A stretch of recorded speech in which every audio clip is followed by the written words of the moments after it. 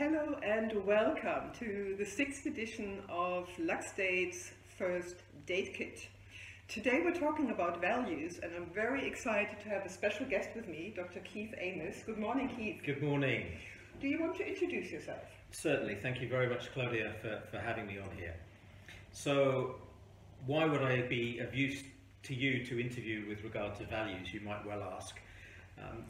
I did some research into values, but perhaps I should start giving you a bit of who I am and where I come from. I was originally a civil servant. I worked in London. I'm so old, it was in the time of Margaret Thatcher and people like that. So I moved from there, worked in the North Atlantic Treaty Organisation, and all my career pretty much has been in human resources and dealing with people. I'm currently a career coach here in Luxembourg and do some coaching, mentoring, also a little bit of training and facilitating. So values became important to me because I did some research, particularly a study into why people do things that you wouldn't expect them to do. Mm-hmm. And the focus of my research was in fact people who had put their hands up to volunteer to go to very hot and dusty places and scary parts of the world on part of NATO operations as civilians. And what was interesting was the values that drove them to do that. And it could be that they were wanting the greater good, they looked forward to helping their fellow man and woman, or perhaps they were running away from something, or they were very compassionate and what it was. And so I did some research into that and found that all those things were true. Mm-hmm. But the overriding... You did your PhD on that, yes, didn't you? Yes. Yeah. The overriding value that came out, which was interesting, whether people were young, old, married, single, male, female, close to retirement, new in, who put their hands up and said, I'll go on an operational mission, potentially dangerous, in support of civilians, was the sense of adventure. And that was the primary value that drove those people. Okay. So why do you think are values so important to our lives and our identities? Well, let's start with a statement. You don't know what your values are necessarily until they've been stepped on. Huh. They're very, very closely linked to our emotions. Mm-hmm. And when something upsets you, when you feel that something is going wrong, it's often because there's a conflict between what you believe in, mm-hmm. your personal value, and what you're seeing and what's happening. So values are really an integral part of us. So they come from almost the moment we come into this world. We obviously have our parents who instill values in us. We have our friends. Mm-hmm. We may have our religion. We have our culture and nationality, and so it goes on. There are many, many things which are influencing us and making us who we are. They can change over time. Sometimes people have a value, perhaps very liberal, very free, very outgoing value when they're young, which may become more conservative when they're older. But primarily, people are pretty much fairly set in their values. If you like freedom when you're young, you probably like it when you're older. Right. About what age are the values set in? There's an argument over that, as there is with personality. Freud thought that certainly personality was set by about the time you were mid-teens, but there are plenty of other academics who would argue that. Mm-hmm. Values, yeah, as I say, they can change over time. They can be adjusted. They can, depending on your personal circumstances. If you're married, you have a family, you see this in people. Their carefree ways will suddenly change because they now have a value of protection for the family. So things can change. Oh, interesting.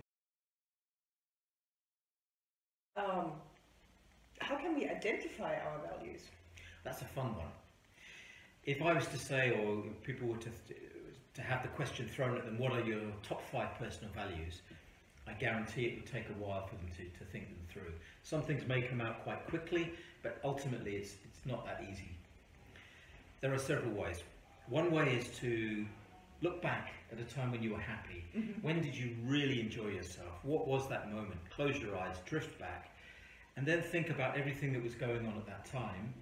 And then from that, deduce what values were being shown there. Was it compassion? Was it love? Was it fun? Was it care? What was it? Uh-huh. That's one way you can do it.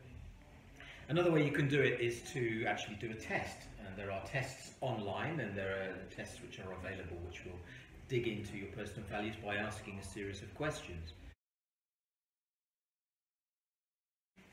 When I think about couples and how values relate to a couple, there's a saying that opposites attract. Would that be true for values in couples as well? It's a complicated area, let me put it that way. Values are not necessarily the same as your personality. I would put those in two separate camps. And when it comes to personality, someone who's rather laid back, perhaps, and relaxed, may be excited by the fact that they're meeting someone who is the opposite to them, exciting and outgoing. So it can, in the same way, work for someone who thinks they're a little bit too all over the place, that they meet someone who's calm and stable and they see that as something they want.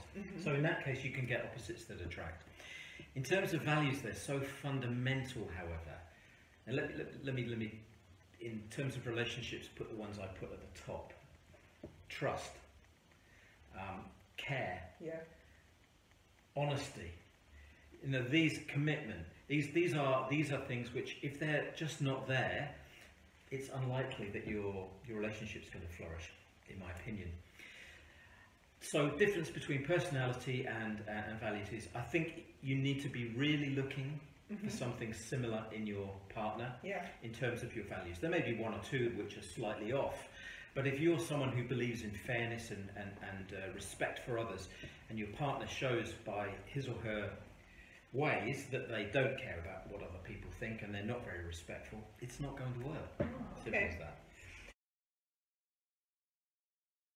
Your experience, what happens? So often people get together that don't have the have a shared value system, and it may take decades for that to actually appear in a relationship. What happens when people are misaligned in their shared value system? Well, I think you're onto an uphill struggle if you're going to try and change somebody's value system. So you know, it's like buying a car. If you really want a station wagon type and you buy yourself the smallest Kia, from the start you know you're not going to be happy because it's just not aligned with what your needs are and what you want. So that's the first thing. Don't think you go into it with the possibility to change that person. That would not be my strongest advice.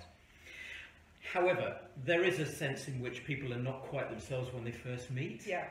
And you want to be on their best behaviour. Everybody's on their best behaviour. Everyone's holding doors open for people and please and thank you. There is that to it. So trying to see the other person in a more relaxed and comfortable setting is important. Ultimately, though, to be selfish, it's that you feel comfortable, that you feel relaxed, and that you feel you can be yourself. If you can be yourself with that person, there's nothing better. There's nothing better. So hope that gives you a key to it anyway. Definitely. So we should listen to ourselves, to our gut feeling, and see how do we feel around that person, and possibly meet him or her a second or third time, so we see them in a different environment. If I deviate a little bit from the values now and just say what goes on in a relationship, of course, there's a number of things which go on, and there's the kind of, how does that person talk to me? How does that person look? How does that person feel? Yeah. Are they interesting? Are they engaging? And there's always that magic source, that magic thing, which is the X factor. Yeah. And there's something normally that happens that you detect, you feel, oh, this person has something that pulls me towards them. Right. So you have that going on as well, and these are things which are happening automatically before you've actually got to, well, do I have their personal values in my mind? So there's other things that are going on around it, but I would say to anyone who's looking for a serious relationship, not to forget that really fundamental driver of who that person is, what their value system is. Do they care about animals, for example? Could you be with someone that couldn't care less, that has no desire to stroke a cat or a dog? Well, I couldn't. Nor me, truthfully. So there you are. Thank you.